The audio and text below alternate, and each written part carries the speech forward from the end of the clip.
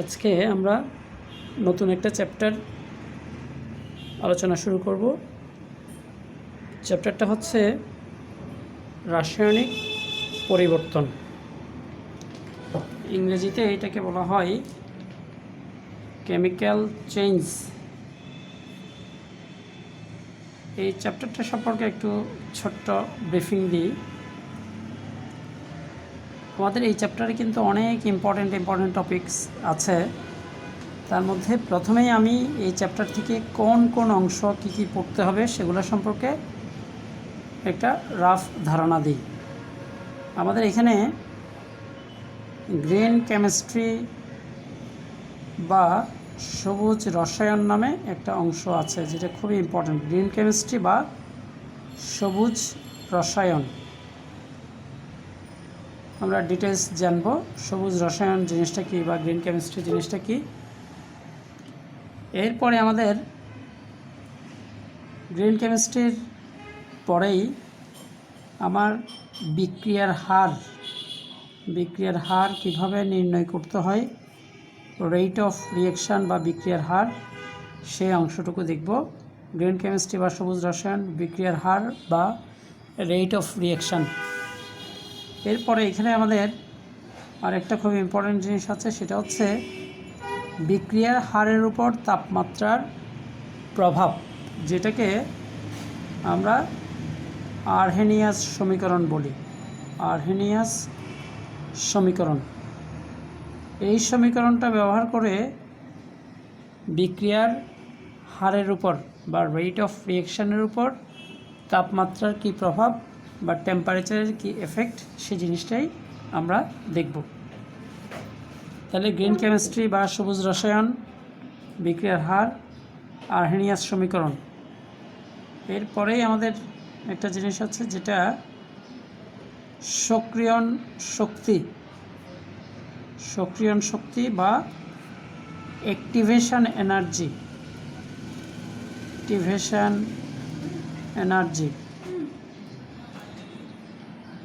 এই জিনিসগুলো আমরা ধীরে ধীরে দেখব। সক্রিয়ণ শক্তি, আর্হেনিয়াস সমীকরণ, বিক্রিয়ার হার। তারপরে আমাদের এই চ্যাপ্টারের মধ্যে প্রভাবক এবং এর প্রকারভেদ। প্রভাবক কী, প্রভাবক কয় ভাগে বিভক্ত, সেটার প্রকারভেদ বা কী, এগুলো সবগুলো জিনিস আমাদের এখানে দেখতে হবে। প্রভাবক বা ক্যাটালিস্ট, প্রভাবক কোন কৌশলে বিক্রিয়া প্রভাবক হিসেবে কাজ করে, সেই জিনিসগুলো আমরা দেখব। এরপরেই আমার এই চ্যাপ্টারের আরেকটা অত্যন্ত ইম্পর্ট্যান্ট টপিক আছে, সেটা হচ্ছে পিএইচ ও বাফার দ্রবণ। পিএইচ এবং বাফার দ্রবণ কিন্তু এই চ্যাপ্টারের মূল আলোচনার বিষয়। পিএইচ এবং বাফার দ্রবণ, এই অংশ থেকে কিন্তু আমাদের প্রায় ম্যাক্সিমাম প্রশ্ন আসে। আচ্ছা, এর মধ্যে আরেকটা জিনিস বলি, সেটা হচ্ছে আমাদের এর আগে অবশ্যই আলোচনা করার বিষয়, সেটা হচ্ছে ভর ক্রিয়া সূত্র বা ইংরেজিতে সেটাকে বলা হয় ল অফ মাস অ্যাকশন বা ভরক্রিয়া সূত্র। এই ভরক্রিয়া সূত্রের অংশ থেকে আমাদের আসবে কেপি এবং কেসি। কেপি কি এবং কেসি কি, এবং কেপি কেসি এর মধ্যে সম্পর্ক। কেপি ও কেসি এর মধ্যে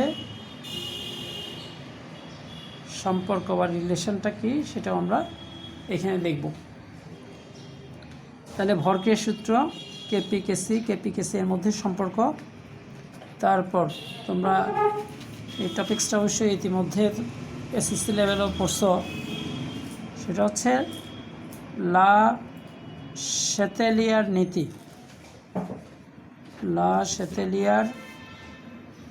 নীতি। এই নীতির আলোকে কোনো একটা অভিমুখী বিক্রিয়া, সেখানে তাপ, চাপ এবং ঘনমাত্রার কী প্রভাব থাকতে পারে, সে জিনিসগুলো আমরা লা শেতেলিয়ার নীতির আলোকে ব্যাখ্যা করব। তাহলে ভরক্রিয়া সূত্র কেপিকেসির পরেই আসতেছে আমাদের লা শাতিলের নীতি, তাপ, চাপ এবং ঘনমাত্রার প্রভাব। এরপরে দেখো আমরা পিএইচ, বাফার দ্রবণ এগুলো তো সিরিয়ালি আলোচনা করব। তারপরেই আমাদের যেটা আছে লাস্টের দিকে সেটা হচ্ছে ডেল্টা এইচ নির্ণয় করার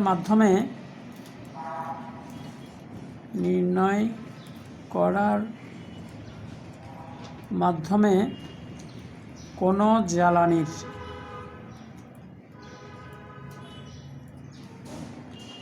উৎকর্ষতা প্রমাণ, মানে কোন জ্বালানিটি উৎকৃষ্ট কোন জ্বালানিটি উৎকৃষ্ট না সেটা প্রমাণ করতে হবে আমাদের ডেল্টা এইচ নির্ণয় করার মাধ্যমে। তারপরে এই ডেল্টা এইচটা হচ্ছে আমার বিক্রিয়া তাপ। এই বিক্রিয়া তাপ নির্ণয় করতে গিয়ে এখানে আবার আমাদের আরও কিছু আছে, যেমন দহন তাপ, তারপর হচ্ছে দ্রবণ তাপ, গঠন তাপ, তারপরে প্রশমন তাপ। এই কয়েকটা তাপ নিয়ে আমরা আলোচনা করব, দহন তাপ, দ্রবণ তাপ, গঠন তাপ, প্রশমন তাপ। আর আরেকটা জিনিস হচ্ছে এখানে লাস্টের দিকে, সেটা হচ্ছে হ্যাসের সূত্র। তাহলে মোটামুটি আমাদের চ্যাপ্টারের মূল আলোচনার বিষয় যেগুলো আছে সেগুলা আমরা সংক্ষেপে লিখে নিই। গ্রিন কেমিস্ট্রি বা সবুজ রসায়ন, বিক্রিয়ার হার বা রেট অফ রিঅ্যাকশন, আর্হেনিয়াস সমীকরণ, যে সমীকরণটা মূলত বিক্রিয়ার হারের উপর তাপমাত্রার কী প্রভাব সে সম্পর্কিত একটা সমীকরণ। তারপর হচ্ছে সক্রিয়ণ শক্তি বা অ্যাক্টিভেশন এনার্জি, তারপরে প্রভাবক বা ক্যাটালিস্ট, পিএইচ, বাফার দ্রবণ।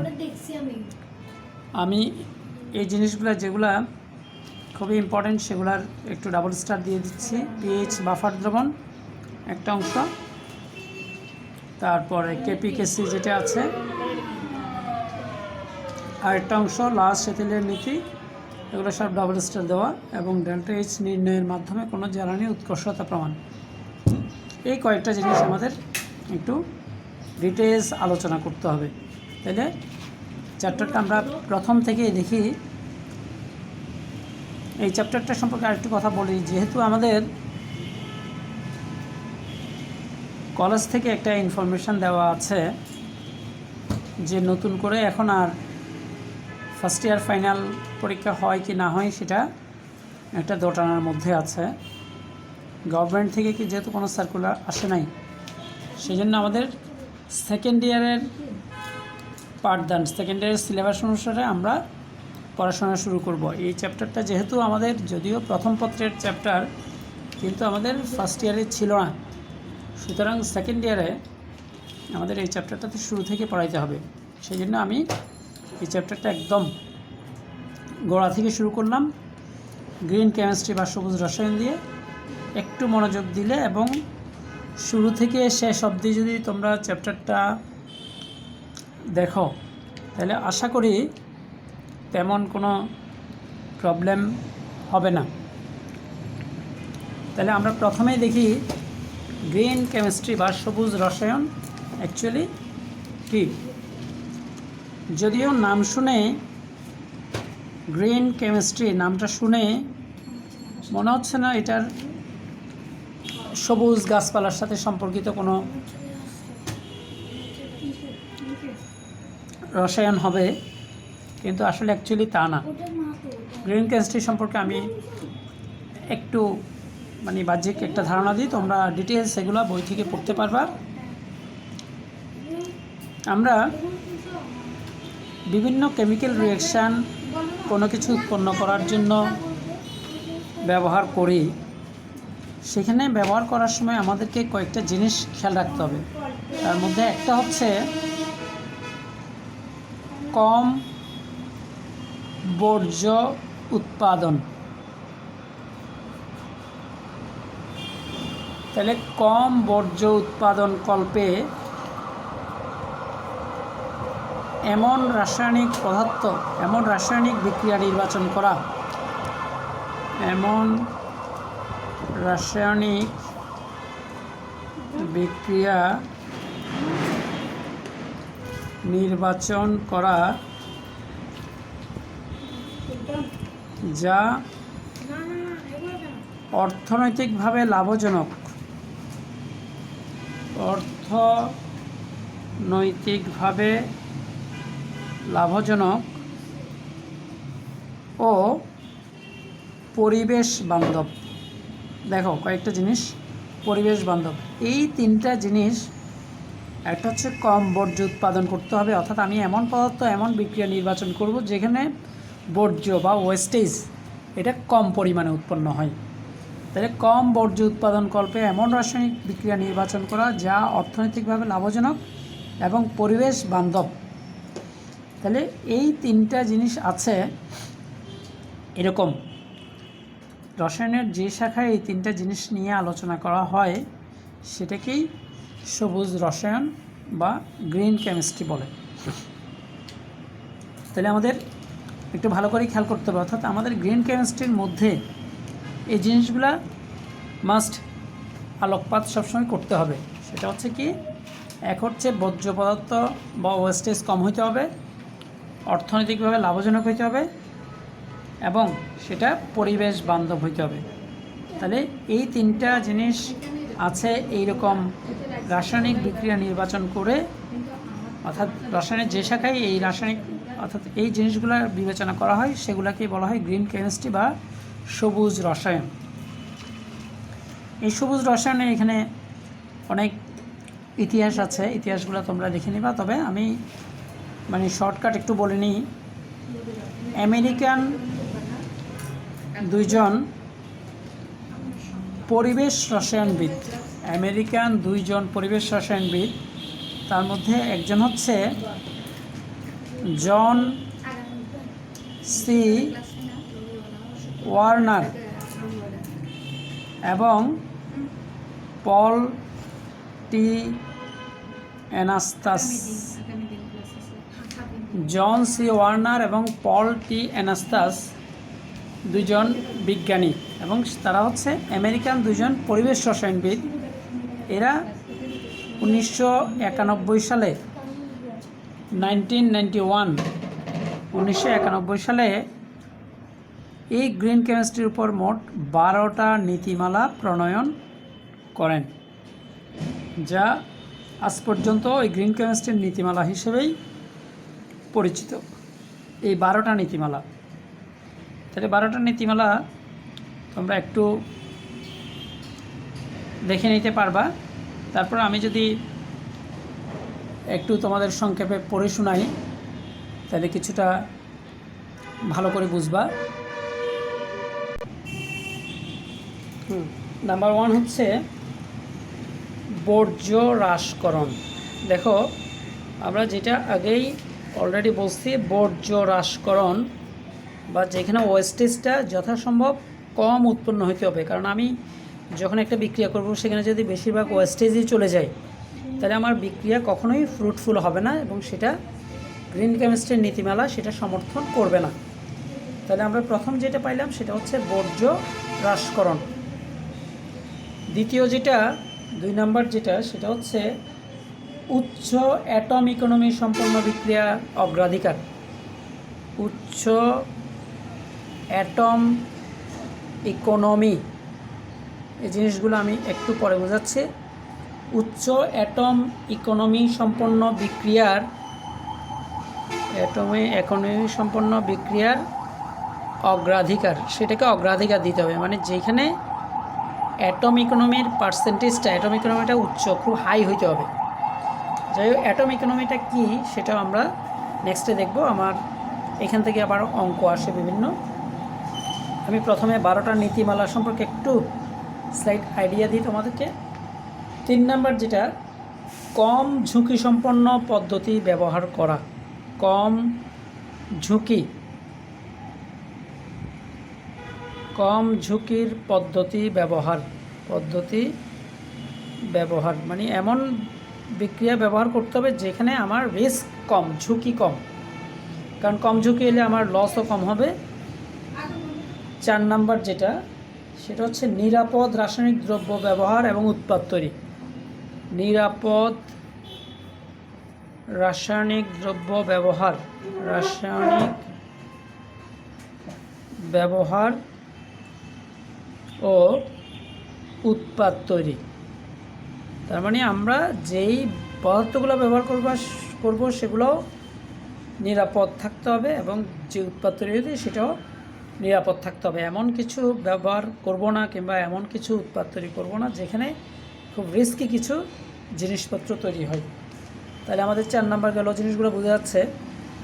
এরপরে 5 নাম্বার যেটা, সেটা হচ্ছে নিরাপদ দ্রাবক ব্যবহার এবং বিক্রিয়ার পরিবেশ বজায় রাখা। নিরাপদ দ্রাবক, দেখো আমরা কোনো কিছু দ্রবীভূত করার জন্য সাধারণত কিছু দ্রাবক ব্যবহার করি। তাহলে ওই দ্রাবক যেটা ব্যবহার করব সেই দ্রাবকটা অবশ্যই সেফ সলভেন্ট বা নিরাপদ দ্রাবক হইতে হবে।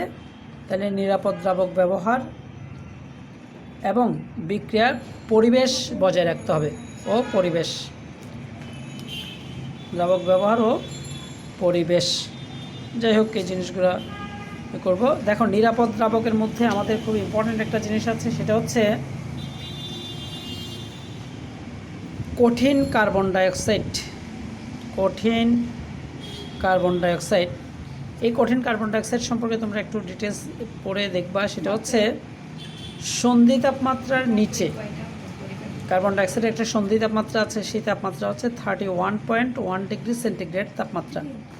তাহলে সন্ধি তাপমাত্রার নিচে কার্বন ডাইঅক্সাইড কিছুটা তরল পদার্থের মতো এবং কিছুটা কঠিন পদার্থের মতো আচরণ করে।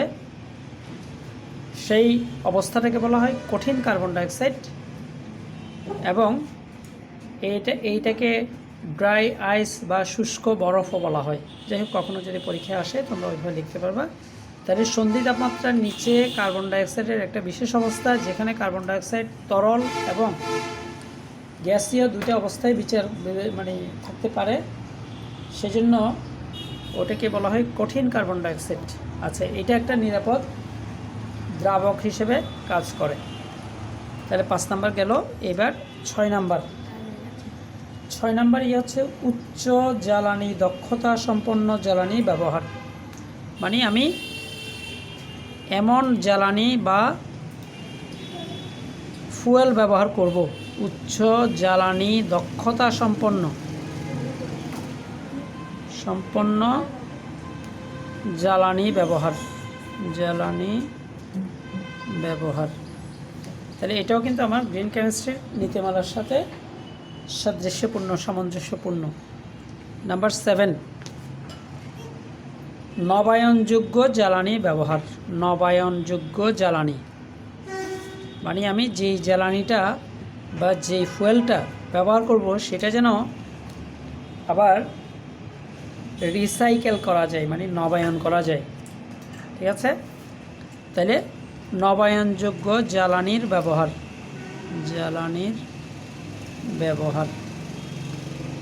নাম্বার 8, সহ উৎপাদ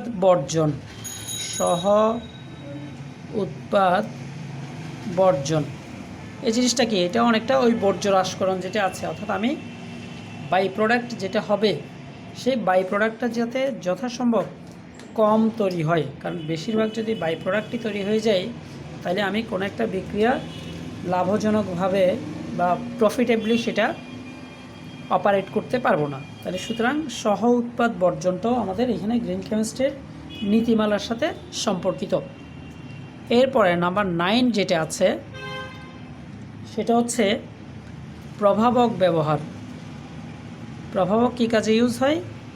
কারণ প্রভাবক দিলে কোনো একটা বিক্রিয়ার হার ত্বরান্বিত হয়, আমি কম সময়ে অধিক বিক্রিয়া সম্পন্ন করতে পারি। তাহলে সেজন্য প্রভাবকের ব্যবহারটাও কিন্তু আমার গ্রিন কেমিস্ট্রির নীতিমালার সাথে সম্পর্কিত।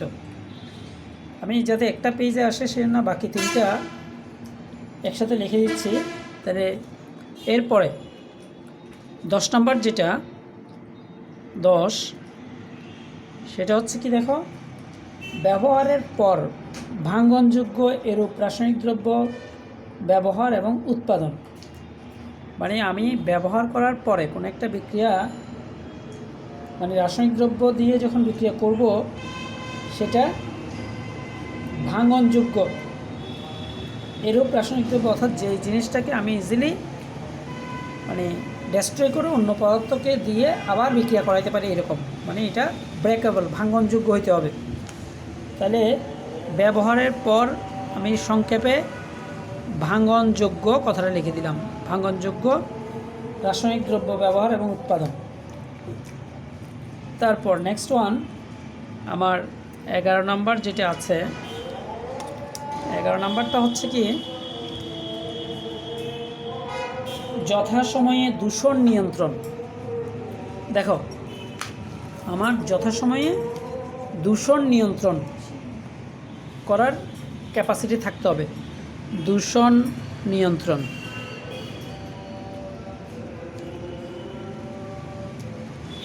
মানে কোনো একটা বিক্রিয়া যখন হবে সেখানে যে দূষণ হবে সেটা যেন আমি কন্ট্রোল করতে পারি, যথাসময়ে দূষণ নিয়ন্ত্রণ। এবং নাম্বার 12 হচ্ছে দুর্ঘটনা প্রতিরোধ। দুর্ঘটনা প্রতিরোধ।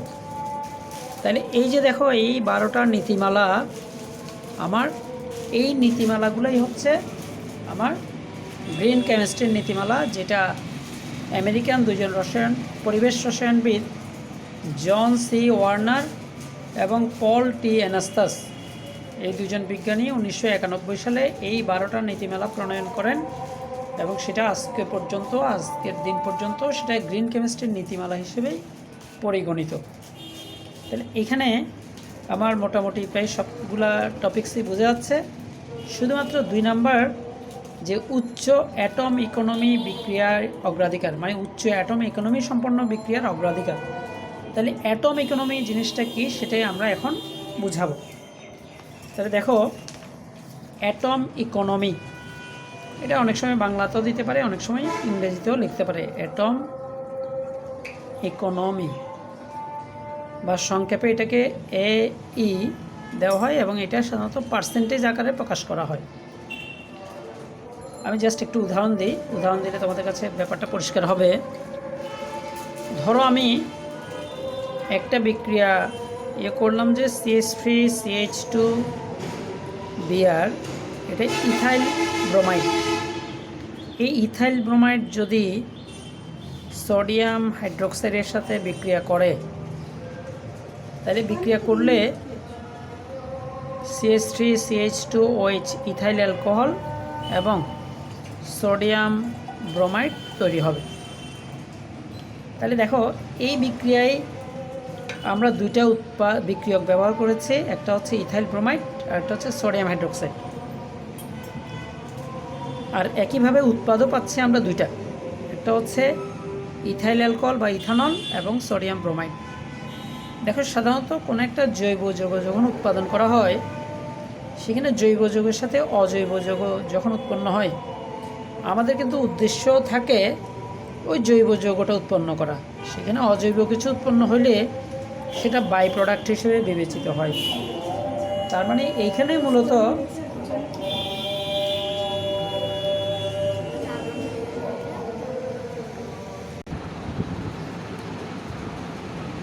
তাহলে দেখো, এখানে ইথাইল ব্রোমাইড সোডিয়াম হাইড্রোক্সাইডের সাথে বিক্রিয়া করে ইথানল এবং সোডিয়াম ব্রোমাইড তৈরি করলো।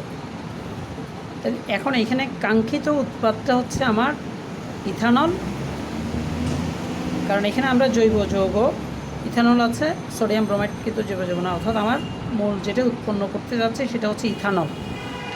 তাহলে এই ইথানলের ভর যদি আমি বের করতে চাই, তাহলে কার্বন হচ্ছে 2টা, তাহলে 12 দুগুণা 24 প্লাস 3 2 5 থেকে 6, 6টা অক্সিজেন, 6টা হাইড্রোজেন, 6 প্লাস অক্সিজেন 16। তাহলে 24-এর 6 হচ্ছে 30, 30-এর 16 হচ্ছে 46। তার মানে আমার কাঙ্ক্ষিত উৎপাদের ভর হচ্ছে 46। অন্যদিকে বিক্রিয়ায় ব্যবহৃত সমগ্র বিক্রিয়কের সংকেতের ভরের সমষ্টি। তাহলে বিক্রিয়ায় ব্যবহার হচ্ছে এখানে কী কী? ইথাইল ব্রোমাইড এবং সোডিয়াম হাইড্রোক্সাইড। আমরা যদি এগুলা আণবিক ভর বের করতে চাই, কার্বন হচ্ছে 2টা, 12 × 24 প্লাস 3 দিয়ে 5 প্লাস ব্রোমিন হচ্ছে 80 পারমাণবিক ভর। তাহলে 80 আর 24 104, তাহলে এটা হচ্ছে 109। আর অন্যদিকে সোডিয়াম হাইড্রোক্সাইড হচ্ছে 40। তাহলে আমার এই 109 আর 140 মিলে 109 প্লাস 40 দুইটা মিলে হচ্ছে 149। তার মানে আমি এই যে আমার কাঙ্ক্ষিত উৎপাদ যেটা আছে সেটা 46 গ্রাম উৎপন্ন হয়েছে, কিন্তু সেটা উৎপন্ন করার জন্য আমরা বিক্রিয়ক যেটা নিচ্ছি, বিক্রিয়ক যে দুইটা তাদের টোটাল ভরের সমষ্টি হচ্ছে 149, আর কাঙ্ক্ষিত উৎপাদের ভর হচ্ছে এটা। তাহলে percentage of atom economy, percentage of AE equals কাঙ্ক্ষিত উৎপাদের ভর, উপরে হবে কাঙ্ক্ষিত উৎপাদের সংকেতের ভর, তার মানে 46 ডিভাইডেড বাই বিক্রিয়ায় ব্যবহৃত সকল বিক্রিয়কের সংকেতের ভরের সমষ্টি। তাহলে সমষ্টি হচ্ছে 149 ইন্টু 100। তাহলে এই ক্যালকুলেশনে যা আসবে সেটাই হবে আমাদের পার্সেন্টেজ অফ অ্যাটম ইকোনমি। এখানে আমরা যদি দেখি তাহলে আমাদের মান আসবে 46 ইন্টু 100 ডিভাইড বাই 149, তাহলে ইকুয়ালস হচ্ছে 30.87%। তার মানে এটার অ্যাটম ইকোনমি পার্সেন্টেজ তেমন একটা ভালো না, 50%-এর নিচে। অর্থাৎ আমি অনেক বেশি পরিমাণে বিক্রিয়ক ব্যবহার করি, খুব কম পরিমাণে কিন্তু কাঙ্ক্ষিত উৎপাদটা পাচ্ছি। তার মানে অর্থাৎ বিক্রিয়ায় অ্যাটম ইকোনমি যে বিক্রিয়ার যত বেশি হবে আমরা সেই বিক্রিয়ায় ব্যবহার করতে চেষ্টা করব। সুতরাং এখানে আমার অ্যাটম ইকোনমির পার্সেন্টেজ বের করার plus B C plus D, এখানে ডিটা বর্জ্য পদার্থ হিসেবে লিখলো। তার মানে বর্জ্যটা আমি ধরবো না, আমার কাঙ্ক্ষিত উৎপাদ যেটা সেটা মেইন প্রোডাক্টটাই হচ্ছে কাঙ্ক্ষিত উৎপাদ, সেটা ডিভাইডেড বাই টোটাল বিক্রিয়কের ভরের সমষ্টি ইন্টু উপরে 100। তাহলে সেটা যে পার্সেন্টেজ আসবে সেটাই হচ্ছে অ্যাটম ইকোনমির পার্সেন্টেজ। তাহলে আমাদের গ্রিন কেমিস্ট্রি মোটামুটি শেষ। গ্রিন কেমিস্ট্রির পরেই আমাদের যে অংশগুলো নিয়ে তোমাদের খুব বেশি আলোচনার অবকাশ নাই, কারণ এই জিনিসগুলো তোমরা এসএসসি লেভেলে অনেকগুলো জিনিসই পড়ছো, এগুলো নিজেরাই পড়ে নিতে পারবা। যেমন ধরো আমরা একমুখী এবং উভমুখী বিক্রিয়া, একমুখী ও উভমুখী বিক্রিয়া এবং একমুখী এবং উভমুখী বিক্রিয়া, এগুলার আবার ইংরেজিতে যে টার্ম আছে ইররিভার্সিবল রিঅ্যাকশন, ইররিভার্সিবল রিঅ্যাকশন এবং রিভার্সিবল রিঅ্যাকশন, সেগুলো সম্পর্কে যে বিক্রিয়া শুধু একদিকেই যায় সেগুলোকে রিভার্সিবল বা একমুখী বিক্রিয়া বলে, আর যে বিক্রিয়া উভয় দিকেই যায় সেগুলোকে রিভার্সিবল বা উভমুখী বিক্রিয়া বলা হয়। এবং উভমুখী বিক্রিয়াকে একমুখী বিক্রিয়া করা অথবা একমুখীকে উভমুখী বিক্রিয়া কীভাবে করতে হয় সেই জিনিসগুলোর ডিটেলস তোমরা বইতে পড়ে বুঝতে পারবে। সো আমি ওই জিনিসগুলোর ডিটেলস আর আলোচনা করছি না। এইবার খুবই ইম্পর্ট্যান্ট একটা টপিক, সেটা হচ্ছে বিক্রিয়ার হার। বিক্রিয়ার হার বা ইংরেজিতে এটাকে বলা হয় রেট অফ রিঅ্যাকশন। দেখো বিক্রিয়ার হার বের করার কিন্তু আমাদের এখানে কিছু মাঝে মধ্যে অঙ্ক দেয়। তাহলে বিক্রিয়ার হার জিনিসটা কি? হার বলতেই আমরা বুঝবো একক সময়ে যতটুকু বিক্রিয়া সম্পাদিত হয় সেটাই হচ্ছে বিক্রিয়ার হার। সাপোজ একটা এক্সাম্পল দেখো, ধরো আমি একটা পদার্থ মানে বিক্রিয়ক যেটা 10 গ্রাম আমি নিলাম, 10 গ্রাম এ থেকে আমার বি উৎপন্ন হবে। তাহলে এটা যখন 10 গ্রাম নিলাম তখন কিন্তু বি এর পরিমাণ 0, কারণ আমার বি তখন উৎপন্ন হয়নি, আমি এটা মাত্র হাতে নিলাম, তখন বি এর পরিমাণ 0। আমার একটা নির্দিষ্ট সময় পরে, ধরলাম যে 5 সেকেন্ড সময় পরে, 5 সেকেন্ড সময় পরে আমার 3 গ্রাম এটা বিক্রিয়া করে ফেলছে, 3 গ্রাম এ বিক্রিয়া করে ফেলে, এবং 3 গ্রাম যদি বিক্রিয়া করে, সে বিক্রিয়া করে কিন্তু বি উৎপন্ন হবে, অর্থাৎ এটা 3 গ্রাম উৎপন্ন হবে, এটা 3 গ্রাম কমে যাবে, এটা 3 গ্রাম উৎপন্ন হবে, মানে যেটা এটা কমছে এটাই সেটা উৎপন্ন হবে। তাই 3 গ্রাম কমার পরে এটা থাকবে তখন আর 7 গ্রাম, কারণ এ ছিল 10 গ্রাম, 3 গ্রাম বিক্রিয়া করে আর 7 গ্রাম আছে। আবার বি আছে কিন্তু 3 গ্রাম, কারণ সে তো শূন্য ছিল, সে যেটা এ থেকে উৎপন্ন হচ্ছে সেটাই থাকবে। এটা উৎপন্ন হইতে লাগছে কিন্তু 5 সেকেন্ড সময় লাগছে। এখন খেয়াল করে দেখো, আমরা বিক্রিয়ার হার যেটা নির্ধারণ করব, এটা দুইভাবে বিক্রিয়ার হারটা নির্ধারণ করা যায়। আমি বিক্রিয়ক থেকেও নির্ধারণ করতে পারি, আবার উৎপাদ থেকেও নির্ধারণ করতে পারি। তাহলে আমাদের বিক্রিয়ক থেকে যদি ধরি, তাহলে ব্যাপারটা এরকম হয়। সেটা হচ্ছে, আমি বিক্রিয়কের প্রাথমিক ঘনমাত্রা যদি C1 ধরি, তাহলে C1 সমান আমি ধরলাম যে 10 গ্রাম। এটা অ্যাকচুয়ালি গ্রাম হিসেবে ধরা হয় না, এটা মোল পার লিটার হিসেবে ধরা হয়। আমি এক্ষেত্রে তোমাদের বোঝার সুবিধাতে গ্রাম হিসেবে ধরলাম। তাহলে C1 সমান হচ্ছে 10, আর C2 হচ্ছে আমার 7 গ্রাম। এটা নিশ্চয়ই বুঝতেছো, কারণ C1 হচ্ছে বিক্রিয়কের প্রাথমিক ঘনমাত্রা বা প্রাথমিক যে ভর আছে সেটা, আর এটা হচ্ছে বিক্রিয়কের সমাপনী ঘনমাত্রা বা সমাপনী ভর। তাহলে বিক্রিয়ক প্রাথমিকভাবে ছিল 10 গ্রাম, ফাইনালি ছিল 7 গ্রাম। তাহলে এখন এখান থেকে যেটা করব সেটা হচ্ছে ডেল্টা সি। তাহলে ডেল্টা সি হচ্ছে বিক্রিয়কের ঘনমাত্রার পরিবর্তন, সেটা সমান হবে সবসময় C2 মাইনাস C1 সমান 7 মাইনাস 10 সমান হবে -3 গ্রাম। এবার দেখো, আমরা যদিও এটা গ্রাম হিসেবে ধরছি, কিন্তু এটা অ্যাকচুয়ালি ধরতে হবে মোল পার লিটার হিসেবে। মোল পার লিটার মানে এটা ধরো -3 মোল পার লিটার, কারণ উৎপাদ মানে অর্থাৎ আমার বিক্রিয়কটা কমে যাবে, সুতরাং ফাইনাল স্টেজ থেকে ইনিশিয়াল স্টেজ বাদ দিলে সেটা কিন্তু মাইনাস আসবে।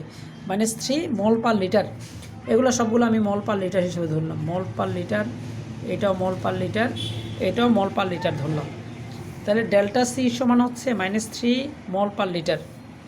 এবার এখানে ডেল্টা টি মানে হচ্ছে আমার ফাইনাল হচ্ছে 5 সেকেন্ড, শুরুতে কিন্তু 0 সেকেন্ড ছিল, তার মানে টোটাল এটা হচ্ছে 5 সেকেন্ড, অর্থাৎ আমার ডেল্টা টি হচ্ছে 5 সেকেন্ড। এইবার দেখো, সুতরাং আমরা বিক্রিয়ার হার যেটা নির্ধারণ করব, বিক্রিয়ার হার সমান এই যে আমার delta C divide by delta T. তার মানে ডেল্টা সি এর মান হচ্ছে -3 মোল পার লিটার, আর ডেল্টা টি এর মান হচ্ছে 5। তাহলে এই -3কে 5 দিয়ে যদি আমি ভাগ করি, তাহলে আমার এখানে মাইনাস একটা অংশ থাকবে। কিন্তু একটা বিক্রিয়ার হার কখনো মাইনাস হইতে পারে না, সেজন্যই এই বিক্রিয়ার হার যখন আমি বিক্রিয়কের ক্ষেত্রে নির্ধারণ করব, তার আগে একটা মাইনাস দিয়ে রাখতে হবে। তাহলে মাইনাস দিলে দেখো কি হয়, তখন সেটা হবে মাইনাস দিয়ে আবার এখানে -3 মোল পার লিটার, আর এটা হচ্ছে 5 সেকেন্ড। তাহলে মাইনাস মাইনাসে প্লাস হয়ে যাবে, এবং 3কে যদি আমি 5 দিয়ে ভাগ করি, তাহলে 0.6 মোল পার লিটার পার সেকেন্ড। তাহলে এটাই হবে বিক্রিয়ার হার। অর্থাৎ আমি বিক্রিয়কের সাপেক্ষে যদি বিক্রিয়ার হার নির্ধারণ করি, তাহলে সেটা হবে -delta C divide by delta T. বুঝতে পারছি কিনা দেখো, মাইনাসটা কেন দিলাম, কারণ বিক্রিয়ক যেহেতু কমে যায়, এবং ফাইনাল স্টেজ থেকে ইনিশিয়াল স্টেজ বাদ দিলে সবসময় নেগেটিভ ভ্যালু আসে, তাহলে সেটাকে পজিটিভ করার জন্য আমার এখানে বিক্রিয়ার হারে এখানে মাইনাস দিতে হবে। সুতরাং আমার বিক্রিয়ার হার হচ্ছে 0.6 মোল পার লিটার পার সেকেন্ড। এবার দেখো এই একই জিনিস আমরা উৎপাদের ক্ষেত্রেও ব্যবহার করতে পারি। কিভাবে? কারণ উৎপাদটা x1 যদি ধরি, তাহলে x1 হচ্ছে আমার 0 মোল পার লিটার। আমরা আগেই দেখেছিলাম আমার যখন আমি 10 গ্রাম বা 10 মোল পার লিটার নিলাম তখন কিন্তু উৎপাদ ছিল 0, তাহলে x1 = 0। কিন্তু x2 হচ্ছে কি, সেটা কিন্তু 3 মোল পার লিটার, কারণ এটা এক পর্যায়ে গিয়ে 3 মোল পার লিটার তৈরি হয়েছে। সুতরাং এই ক্ষেত্রে ডেল্টা এক্স সমান হবে 3 - 0 = 3 মোল পার লিটার, আর ডেল্টা টি আগের মতোই, সেটা হচ্ছে 5 সেকেন্ড। তাহলে দেখো এইবারে কিন্তু আমার আর ডেল্টা এক্সের মধ্যে কোনো মাইনাস ফিগার নাই। সুতরাং এই ক্ষেত্রে বিক্রিয়ার হার হবে হার সমান delta X divide by delta T সমান ডেল্টা এক্স তাহলে 3 মোল পার লিটার, আর এটা হচ্ছে 5 সেকেন্ড। তাহলে একই সেম জিনিস 0.6 মোল পার লিটার পার সেকেন্ড। অনেক সময় আমাদের পরীক্ষায় আসে যে বিক্রিয়ার হারের একক কী, তাহলে আমাদের বিক্রিয়ার হারের একক হচ্ছে mole per litre per second. তাহলে এটি হচ্ছে বিক্রিয়ার হারের একক। আচ্ছা, এইবার আরেকটা জিনিস দেখো, ধরো আমার এখানে এরকম একটা ব্যাপার দিচ্ছে যে 2A এটা বিক্রিয়া করে 3B উৎপন্ন হলো। তার মানে 2A মানে হচ্ছে এর 2 মোল বিক্রিয়ক আর উৎপন্ন হচ্ছে 3B। তাহলে এটার হার যদি আমি নির্ধারণ করতে চাই, তাহলে হার সমান এটার ক্ষেত্রে -½ কারণ 2 মোলের জন্য যদি বিক্রিয়া এটা হয় 1 মোলের জন্য হাফ দিতে হবে। আর মাইনাস কেন দিলাম? কারণ বিক্রিয়কের ক্ষেত্রে আমার মাইনাস দিতে হয়। তাহলে -½ delta A divide by delta T. Delta A মানে হচ্ছে এর পরিবর্তন আর ডেল্টা টি মানে হচ্ছে সময়ের পরিবর্তন। তাহলে হার বিক্রিয়কের ক্ষেত্রে হবে -½ ডেল্টা এ বাই ডেল্টা টি। অন্যদিকে সেটাই যদি আমি উৎপাদের ক্ষেত্রে করতে চাই, তাহলে সেটা হবে 1/3 delta B divide by delta T. তাহলে এটাই হচ্ছে, অর্থাৎ আমার মোল সংখ্যা যেইটা থাকবে সেটা ভগ্নাংশ হয়ে যাবে, আর বিক্রিয়কের ক্ষেত্রে এখানে মাইনাস হবে, উৎপাদের ক্ষেত্রে মাইনাস হবে না। তাহলে এইভাবেই আমরা বিক্রিয়ার হার নির্ধারণ করতে পারব। তাহলে এটা হচ্ছে বিক্রিয়ার হার কীভাবে নির্ধারণ করা হয় সেটা প্রসেসটা। যাই হোক, আমরা বিক্রিয়ার হার বা বিক্রিয়ার বেগও বলা হয়, রেট অফ রিঅ্যাকশান বের করার সিস্টেমটা দেখলাম। এইবার একটা বিক্রিয়ার হার যে নির্ভর করে, বিক্রিয়ার হার তাপমাত্রার উপর নির্ভরশীল। কিন্তু বিক্রিয়ার হার কিসের উপর নির্ভর করে? তাপমাত্রার উপর নির্ভর করে। এবং তাপমাত্রার উপর যে বিক্রিয়ার হার নির্ভর করে সেটা একটা বিশেষ সমীকরণ দ্বারা চিহ্নিত, এবং সেই সমীকরণটা হচ্ছে আরহেনিয়াস সমীকরণ। এই প্রসঙ্গে একটু বলি, সেটা হচ্ছে কোনো বিক্রিয়া সাধারণত টেম্পারেচার যত বাড়বে বিক্রিয়ার হারও কিন্তু তত বাড়ে। এবং সাধারণত বলা হয় যে প্রতি 10 ডিগ্রি সেন্টিগ্রেড 10 ডিগ্রি সেন্টিগ্রেড তাপমাত্রা বৃদ্ধিতে কোনো বিক্রিয়ার হার দ্বিগুণ বা কোনো কোনো ক্ষেত্রে 3 গুণ পরিমাণ বৃদ্ধি পায়। দ্বিগুণ অথবা 3 গুণ পরিমাণ বৃদ্ধি পায়। 10 ডিগ্রি সেন্টিগ্রেড তাপমাত্রা বৃদ্ধিতে কোনো বিক্রিয়ার হার দ্বিগুণ অথবা 3 গুণ পরিমাণ বৃদ্ধি পায়। এখন দেখো এই আরহেনিয়াস সমীকরণটা কি, প্রথমে আমি সেটা দেখে নিব।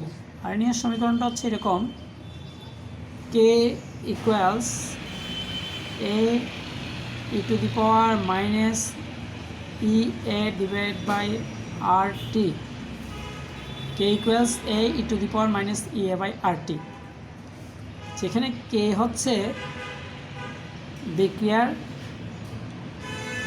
হার ধ্রুবক, বিক্রিয়ার হার ধ্রুবক K, এ হচ্ছে একটা আরএনএস ধ্রুবক, ই এক্সপোনেনশিয়াল একটা টার্ম, এবং এইখানে ই এ যেটা আছে সেটা হচ্ছে সক্রিয়ণ শক্তি, অ্যাক্টিভেশন এনার্জি বা এনার্জি অ্যাক্টিভেশন, আর হচ্ছে মোলার গ্যাস ধ্রুবক, এবং টি হচ্ছে কেলভিন তাপমাত্রা,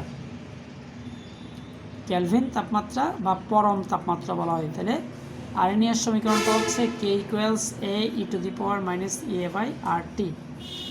এবার দেখো আমি যদি উভয় পক্ষের লন নিই, ln K equals ln A E to the power minus E A divide by R T লিখতে পারি, और ln K equals ln A plus ln e to the power minus E A by R T, और ln K equals ln A এটাকে যদি আমি সামনে নিয়ে আসি minus E A by R T ln E. এবার দেখো এটাকে আমি আবার লিখতে পারি ln K equals ln A minus E A divide by R T, কারণ ln ই সমান হচ্ছে 1, এটা ই সমান 1। এবার দেখো আমরা এই সমীকরণটাকে এই আঙ্গিকে প্রকাশ করতে পারি যে আমার ln কে যদি আমি y অক্ষের সাথে তুলনা করি এবং এইখানে 1/t কে যদি x অক্ষের সাথে তুলনা করি, এটাকে যদি m এর সাথে তুলনা করি, এটা c, এটা c, এই পুরোটাকে m, অর্থাৎ আমার যদি সমীকরণটা এরকম হয়, দেখো এইটা y অক্ষ, এটা y অক্ষ, ln কে আর x অক্ষের মধ্যে 1/t, এই 1/t যদি হয় এটা ln a, তাহলে y equals mx plus c, এরকম একটা সমীকরণের মতো হয়। দেখো সেটা হচ্ছে এই টাইপের একটা সমীকরণ হবে যদি আমি এটা mx প্লাস c আকার ধারণ করি, কিন্তু অ্যাকচুয়ালি এটা হবে এরকম। কেন? কারণ এখানে m এর ভ্যালুটা মাইনাস ভ্যালু, সুতরাং এখানে সমীকরণটা এরকম দাঁড়াবে 1/t এদিকে, ln কে এদিকে যদি হয়, তাহলে আমার এই অংশটা এখানে mটা হচ্ছে ঢাল, এই mটা হচ্ছে minus E A divide by R, minus E A divide by R, এটা হচ্ছে ঢাল। তাহলে এই যে এই m এর মান বা ঢালের মান জেনে আমি কোনো একটা বিক্রিয়ার সক্রিয়ণ শক্তির মান বের করতে পারি। যেমন একটা প্রশ্ন এরকম দেওয়া ছিল যে y অক্ষের দিকে ln কে এবং x অক্ষের দিকে 1/t যদি হয়, তাহলে সেক্ষেত্রে এখানে ঢালের মান যদি -60 হয়, তাহলে সেক্ষেত্রে আমার ইএ বা সক্রিয়ণ শক্তির মান কত, তাহলে সক্রিয়ণ শক্তির মান কত এখান থেকে আমি বের করতে পারি। সুতরাং -EA/r যেহেতু -60, তাহলে মাইনাস মাইনাস কাটাকাটি গেলে, সুতরাং ইএ সমান 60 ইন্টু আর, তাহলে 60 ইন্টু আর মানে 60 into 8.314 joule per kelvin per mole. তাহলে এটাকে যদি আমি 60 ইন্টু 8.314 এটা দিয়ে গুণ করি তাহলে দেখা যাবে 4 কত, তাহলে 498.498.84 এত জুল এটা দাঁড়াবে। অর্থাৎ আমার মূল জিনিসটা হচ্ছে ln k এর বিপরীতে যদি 1/t হয় তাহলে e এর মান আমার এই যে -60 যদি বের হয় তাহলে আমি খুব সহজেই এটা বের করতে পারবো। তাহলে এটা একটা আরএনএস সমীকরণ। এই আরএনএস সমীকরণকে আরেকটু লেংদি করা যায়। আমি যদি ln k কে log এ নিয়ে যাই তাহলে এটা এইভাবে দাঁড়ায়। আমি একটু এই পেজে নিয়ে আসি। সেটা হচ্ছে ln k এর বদলে আমি যদি 2.303 log k equals 2.303 log a minus EA divided by RT, এটি হচ্ছে আমার সমীকরণ আগেরটা, যেখানে আমি ln এর বদলে log নিয়ে আসলাম, কারণ 2.303 দিয়ে গুণ করলেই lnটা লগে কনভার্ট হয়। এবার আমি এটাকে উভয় পক্ষকে 2.303 দিয়ে ভাগ করলে তাহলে আমাদের আসবে কি log k equals log a minus EA divided by 2.303 RT।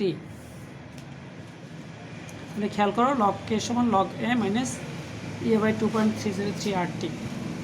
অর্থাৎ এই ক্ষেত্রে আমি log k উপরের দিকে এবং 1/t কে নিচের দিকে নিলে তখন আমার ঢালের মান হবে m হবে মাইনাস EA বাই 2.303 R।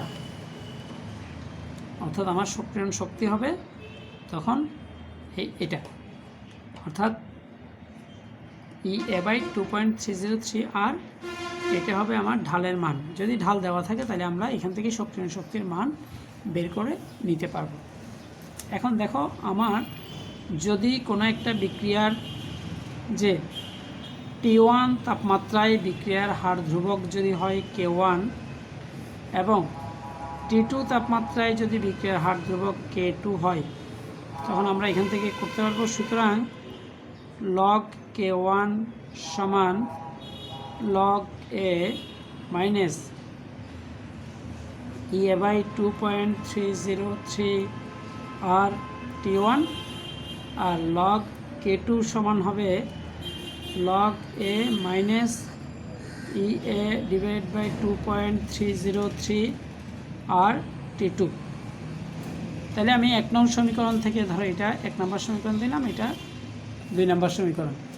তাহলে 1 থেকে যদি আমি 2 বিয়োগ করি তাহলে কী দাঁড়ায় দেখো, log K1 minus log K2 সমান, এটা থেকে এটা বিয়োগ করলে 0 হয়ে যাবে।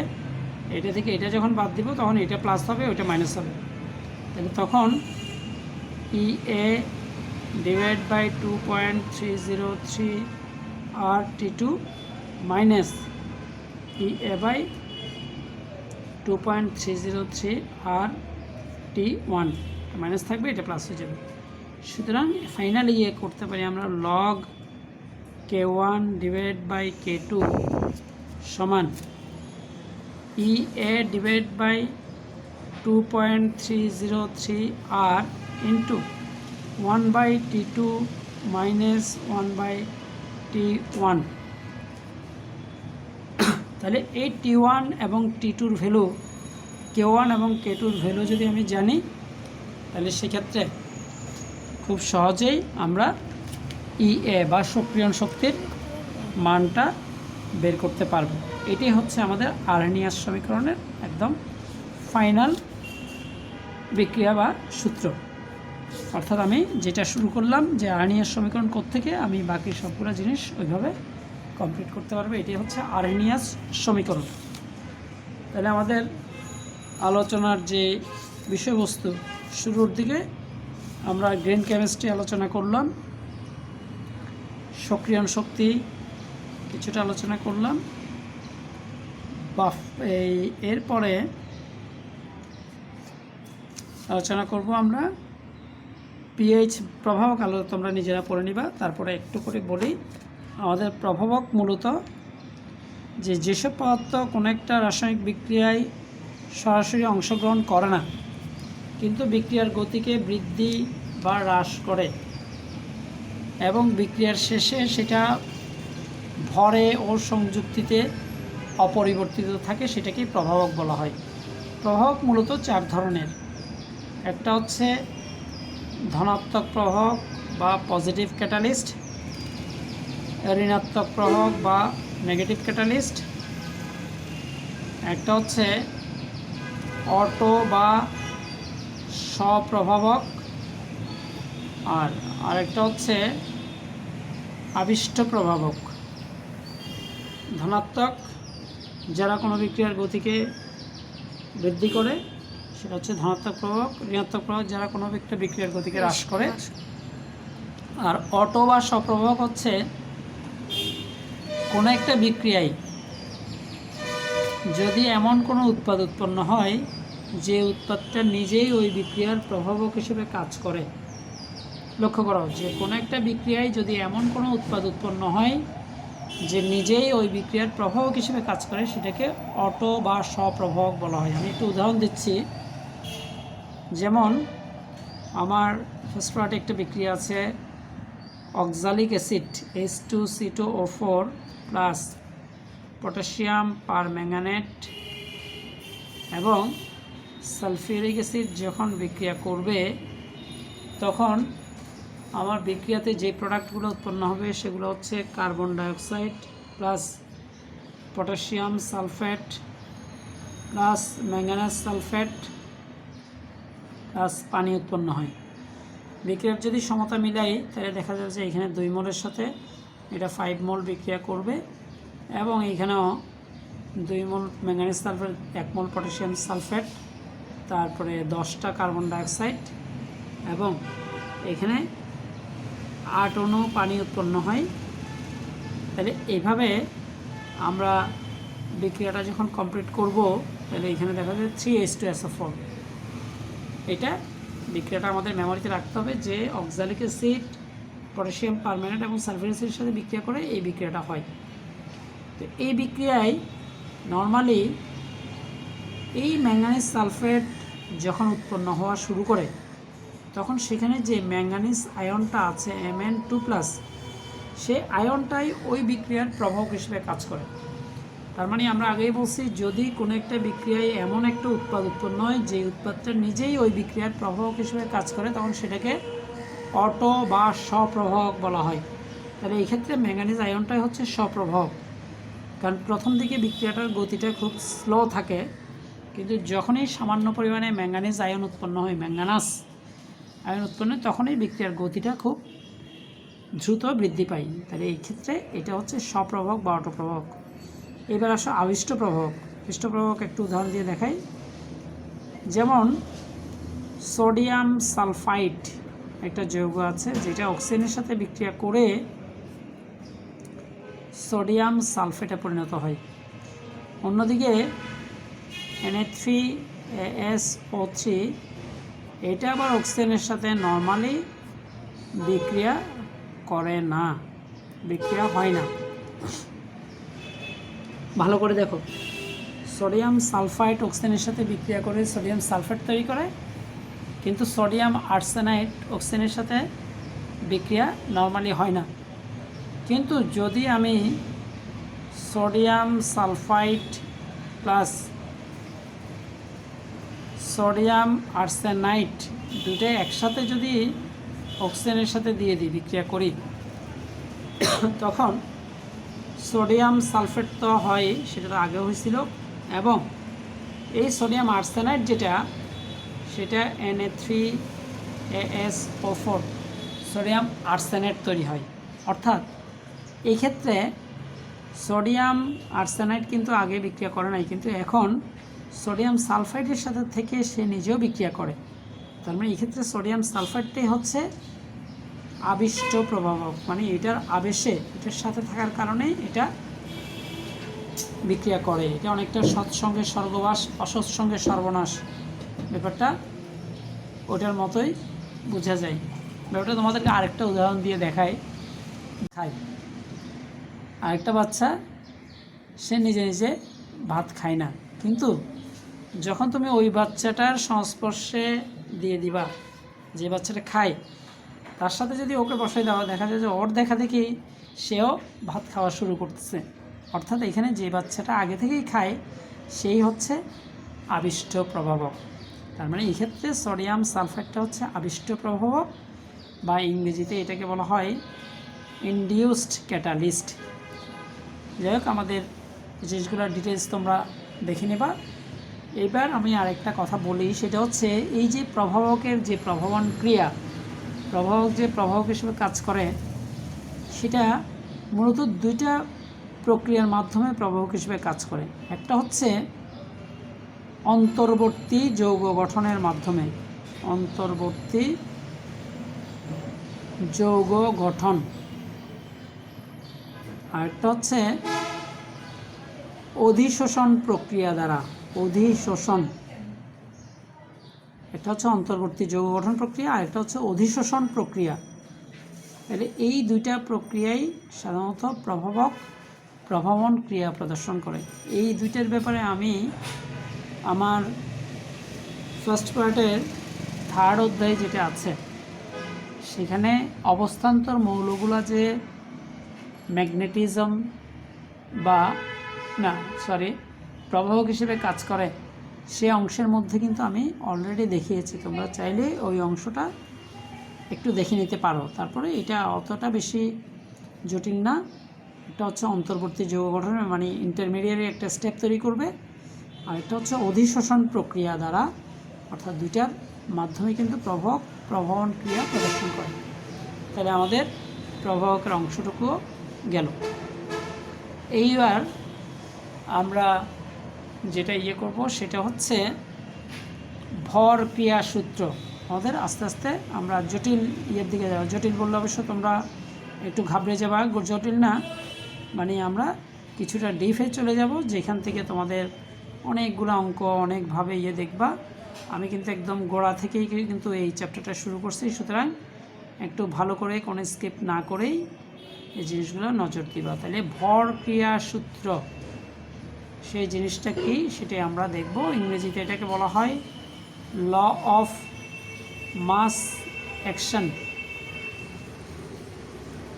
এখন ভরক্রিয়া সূত্র বলতে আমরা কি বুঝি? ভরক্রিয়া সূত্র হচ্ছে কোনো বিক্রিয়ার হার। দেখো,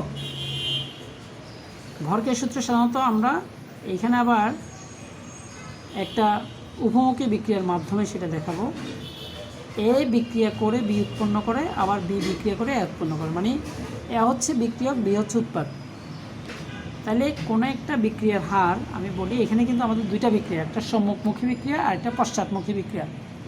তাহলে আমাদের ভরক্রিয়া সূত্র হচ্ছে কোনো বিক্রিয়ার হার ওই বিক্রিয়ার উপাদানসমূহের সক্রিয় ভরের গুণফলের সমানুপাতিক। কোনো বিক্রিয়ার হার ওই বিক্রিয়ার উপাদানসমূহের সক্রিয় ভরের, এই যে সক্রিয় ভর কথাটা একটু ভালো করে বুঝো। সক্রিয় ভর বলতে আমরা দুইটা জিনিসকে বুঝি, একটা হচ্ছে মোলার ঘনমাত্রা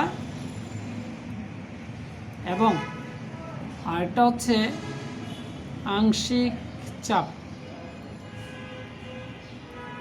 মোলার ঘনমাত্রাকেও সক্রিয় ভর বলা হয়, আবার আংশিক চাপকেও সক্রিয় ভর বলা হয়। তাহলে সক্রিয় ভরক্রিয়া সূত্রটা আমি আরেকটু বলি, সেটা হচ্ছে কোনো বিক্রিয়ার হার ওই বিক্রিয়ার উপাদানসমূহের সক্রিয় ভরের গুণফলের সমানুপাতিক। তাহলে সক্রিয় ভর বলতে আমরা মোলার ঘনমাত্রাও বুঝাবো, আংশিক চাপকেও বুঝাইতে পারি। এখন আসো আমরা প্রথমেই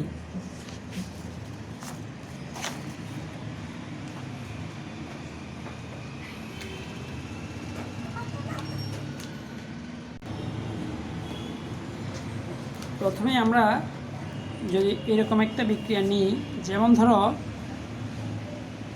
এ প্লাস বি, এটা বিক্রিয়া করে আমার সি প্লাস ডি এই দুইটা পদার্থ উৎপন্ন করে। তাহলে দেখো এখানে আমার দুইটা বিক্রিয়া আছে, কিন্তু একটা হচ্ছে সম্মুখমুখী বিক্রিয়া আর একটা হচ্ছে পশ্চাৎমুখী বিক্রিয়া। তাহলে আমরা আগেই বলছি ভরক্রিয়ার সূত্র বলতে আমরা কি বুঝি, যে কোনো বিক্রিয়ার হার। তাহলে এখানে যদি আমি সম্মুখমুখী বিক্রিয়ার হার ধরি, তাহলে আর এফ প্রপোর্শনাল টু এর ঘনমাত্রা ইন্টু বি এর ঘনমাত্রা, এর ঘনমাত্রা ইন্টু বি এর ঘনমাত্রা, কারণ সম্মুখমুখী বিক্রিয়ায় আমার এ এবং বি জড়িত। বা এটাকে লিখতে পারি আমরা আর F equals K one into A into B, K one into A into B. আবার অন্যদিকে আমি যদি পশ্চাৎমুখী বিক্রিয়াটা ধরি, তাহলে এটাকে ধরো আমি 1 নম্বর সমীকরণ দিয়ে রাখলাম। বিপরীত দিকে যে বিক্রিয়াটা যাচ্ছে সেটাকে যদি আমি আর বি ধরি, তাহলে R B proportional to C into D, C এবং ডি এর ঘনমাত্রার গুণফলের সমানুপাতিক। তাহলে একইভাবে আমরা লিখতে পারি যে R B equals K two into C into D. তাহলে R B proportional to C into D আর R B equals K two into C into D.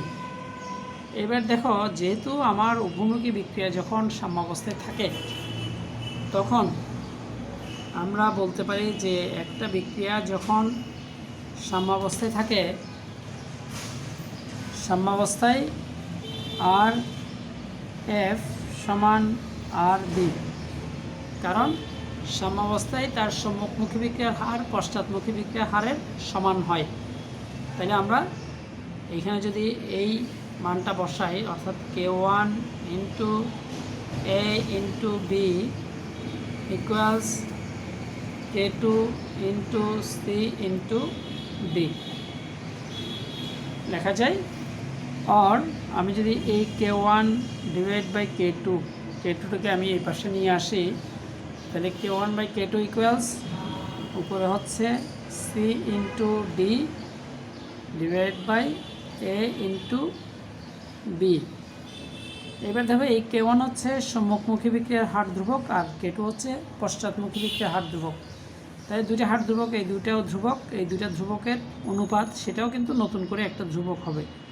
এবং এইটাকেই আমরা লিখতে পারি কে সি ইকুয়ালস উপরে হবে C into D divide by A into B. তাহলে এটা কি কেসি কেন বললাম? কারণ কেসি হচ্ছে ঘনমাত্রার সাপেক্ষে কোনো একটা বিক্রিয়ার সাম্য ধ্রুবক হচ্ছে কেসি। আর একইভাবে যদি আমরা এই বিক্রিয়ার জন্য কেপি নির্ধারণ করতাম, তাহলে তখন হয়তো কেপি সমান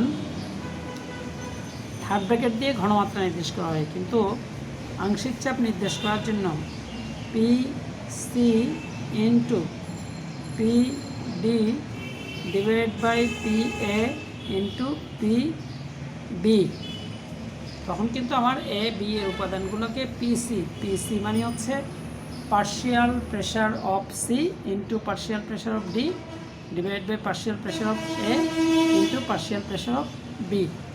তাহলে আমরা কেসি এবং কেপি জিনিসটা পাইলাম। যদি প্রশ্ন করা হয় কেসি কাকে বলে অথবা কেপি কাকে বলে, তখন কেসি আমরা বলবো যে ঘনমাত্রার সাপেক্ষে কোনো একটা উভমুখী বিক্রিয়ার সাম্য ধ্রুবককে কেসি বলে, আর আংশিক চাপের সাপেক্ষে কোনো একটা উভমুখী বিক্রিয়ার সাম্য ধ্রুবককে কেপি বলে। তাহলে কেসি এবং কেপি পাইলাম। এবার আমরা একটা খুব ইম্পর্টেন্ট জিনিস, যে কেসি এবং কেপি এর মধ্যে সম্পর্কে, এখন এই জিনিসটা আমি জাস্ট ব্যবহার করতেছি। যদি আমার বিক্রিয়াটা ধরো 2a প্লাস 3c এইখান থেকে আমার 4d প্লাস 2e এরকম উৎপন্ন হইল, তাহলে সেক্ষেত্রে আমার এইটার কেসি কী হবে? দেখো, কেসি হবে উপরে হবে সবসময় উৎপাদ আর নিচে হবে বিক্রিয়ক। তাহলে উৎপাদ আছে 4টা, 4d, তার মানে d into D into D, 4টা ডি যদি গুণ করা হয় তাহলে d টু দি পাওয়ার 4, তার মানে তখন হবে d to the power 4 into E square divide by A square into C cube. অর্থাৎ এখানে যেটা সহগ যেটা থাকবে, কোএফিশিয়েন্ট যেটা থাকবে, সেটা পাওয়ার হিসেবে চলে যাবে। তাহলে এখানে এইভাবেই আমরা কমপ্লিট করতে পারবো। একইভাবে এটা কেপি কী হবে দেখো, কেপি হবে P of D to the power 4 partial pressure of D into P of E square P of A square into P of C cube. তাহলে এইভাবেই আমরা কেপি কেসি সেটা বিভিন্ন ধরনের মোল সংখ্যা যদি হয় তাহলে সেগুলো পাওয়ার হিসেবে যাবে। আমাদের খুব পরিচিত একটা বিক্রিয়া, যেমন N2 প্লাস 3H2 এটা বিক্রিয়া করলে 2NH3 হয়। তাহলে সুতরাং এই বিক্রিয়ার কেসি এটা সমান কী হবে, কেসি হবে উপরে হবে NH3 whole square divide by N2 into H2 whole cube. তাহলে এভাবে আমরা কেপি এবং কেসি আলাদা করে নির্ধারণ করতে পারব। এবার আমরা কেপি এবং কেসি এর মধ্যে সম্পর্ক, কেপি ও কেসি এর মধ্যে সম্পর্ক, এই জিনিসটা একটু দ্রুতই আলোচনা করব। কেপি ও কেসি এর মধ্যে সম্পর্ক। এবারে দেখো কেপি ও কেসি এর মধ্যে সম্পর্ক বের করার জন্য আমরা একটা বিক্রিয়া নিলাম এ এ প্লাস বি বি, এটা বিক্রিয়া করে এল এল প্লাস এম এম এটা উৎপন্ন করে। বোঝা যাচ্ছে কিনা দেখো, সেটা হচ্ছে এখানে ছোটো হাতের স্মল লেটারের এ যেটা, সেটা হচ্ছে সহগ বা মূল সংখ্যা, আর বড় হাতের এ যেটা, সেটা হচ্ছে ওই উপাদানটা। সেম জিনিস, এটা স্মল এল মানে হচ্ছে উৎপাদ যেটা উৎপন্ন হয়েছে এল, সেটার মূল সংখ্যা, ছোটো হাতের এম হচ্ছে উৎপাদ অন্য আরেকটা উৎপাদ, এম যেটা উৎপন্ন হয়েছে সেটার মূল সংখ্যা। সুতরাং এই বিক্রিয়ার জন্য যদি আমি ধরি তাহলে কেসি সমান কত লিখবো দেখো, কেসি সমান লেখা যাবে উপরে হবে L to the power L into M to the power M divide by নিচে হচ্ছে A to the power A into B to the power B. বুঝছো কিনা দেখো, বা এটাকে আমরা আবার এইভাবেও লিখতে পারি, সেটা হচ্ছে C L to the power L into C M to the power M, নিচে হচ্ছে C A to the power A into C B to the power B. এটাও লিখতে পারি। সি মানে হচ্ছে কনসেন্ট্রেশন অফ এল আর সি এ মানে হচ্ছে কনসেন্ট্রেশন অফ এ। তাহলে আমরা প্রথমে কেসি নির্ধারণ করলাম এই বিক্রিয়ার জন্য। এবার আমরা এই বিক্রিয়ার যদি কেপি বের করি তাহলে কী হবে, কেপি হবে KP equals P L to the power L into P M to the power M divide by P A to the power A into P B to the power B. কারণ আগেই বলছি partial প্রেশারে যদি আমি ইয়ে করতে হয় তাহলে আমার P L to the power L P M মানে উৎপাদ উপরে বিক্রিয়ক নিচে।